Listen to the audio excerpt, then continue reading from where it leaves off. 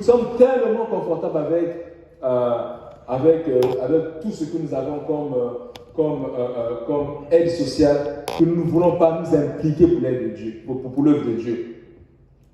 Il y a des gens en Afrique qui priaient, qui intercédaient. Mais quand ils sont venus ici, quand ils ont vu tout le confort qu'il y a ici, toutes ces choses, les gens ne prient plus.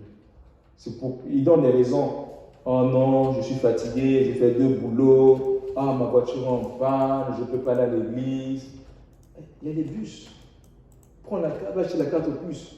Et si Dieu te montrait dans un pays quelconque, vous savez, très souvent, on est tellement confortable qu'on veut simplement donner des raisons. Non, je ne peux pas faire ceci parce que on a plus la voiture ne marche, ne fonctionne pas, on ne peut pas aller à l'église. La personne fait 1 mois de ne pas aller à l'église. Pourquoi? La voiture ne marche pas, on ne peut pas aller à l'église. Mais si Dieu te montre une personne qui doit marcher 3 kilomètres pour aller à l'église, qu'est-ce que tu vas dire? Qu'est-ce que tu vas dire? Le confort, ça tue. Ça tue beaucoup de chrétiens. Amen. Ça tue beaucoup de chrétiens. On est tellement confortable qu'on ne veut plus prier. On est tellement confortable qu'on ne veut plus s'impliquer à l'œuvre de Dieu. Tu quittes ton pays, tu arrives ici, tu vois les aides sociales, tout ce qu'il y a. Du coup, les gens ne prient plus. Ils vont faire des 3 boulots, des 5 boulots. On les voit plus à l'église. Frères, sœurs, ah non, je suis fatigué. Dimanche, j'ai travaillé. Je ne peux pas. Je suis en train de travailler pour que je puisse d'abord ma résidence permanente. Quand j'aurai ma résidence, je veux commencer à venir à l'église. Ce sont les raisons qu'on donne souvent, que beaucoup donnent. Oh non, je ne peux pas. Tu sais, je suis en train de. J'ai d'abord des factures, je dois d'abord payer mes factures. Quand je vais finir de payer mes factures, je vais commencer à aller à l'église. Parfois, tu regardes la personne, tu dis, mais attends, quand on était ensemble au pays, c'est pas toi qui étais motivé qui allait à l'église. C'est pas toi qui étais là qui partait à l'église. Mais qu'est-ce qui a fait qu'il puisse être refroidi ici? C'est le confort, la zone de confort. Oh, il y a des biens, il y a ceci. On peut faire 3 boulots, on peut faire ceci, on peut avoir telle chose. Du coup, la personne ne prie plus, la personne ne s'implique plus. Mais tandis que la personne ne s'implique plus, il y a des gens qui meurent. Il y a des gens qui sont là-bas qui ont besoin d'aide. Ce n'est pas des anges qui vont aller leur parler.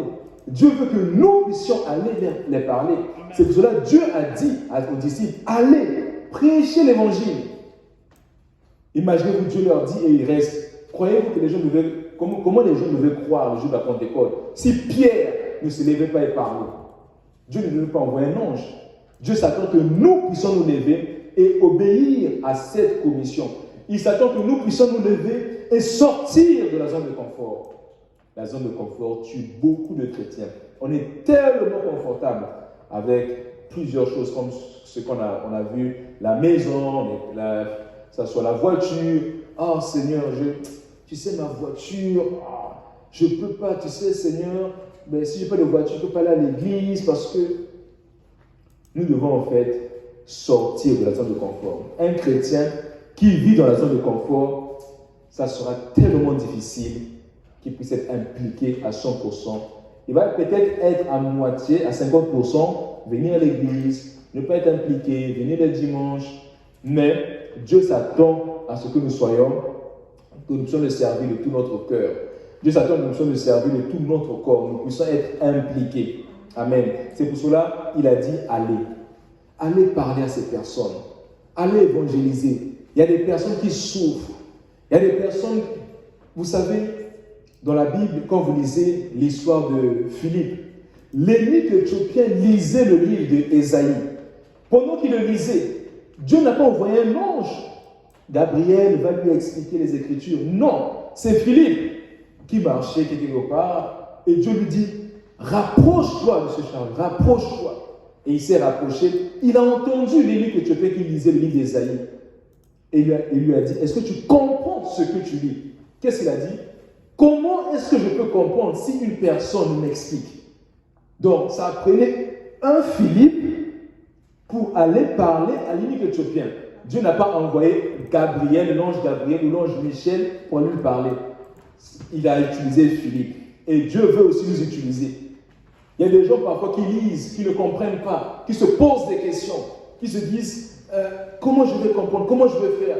Mais nous sommes tellement dans la zone de confort que ces personnes sont là, qui sont en train de mourir. Beaucoup d'âmes qui vont en enfer. Mais nous ne voulons pas sortir de la zone de confort. Dieu nous appelle à sortir de la zone de confort. Comme Dieu a appelé Abraham à sortir de sa zone de confort, Dieu nous appelle, Église, à sortir de la zone de confort. Dieu nous appelle à sortir de la zone de confort.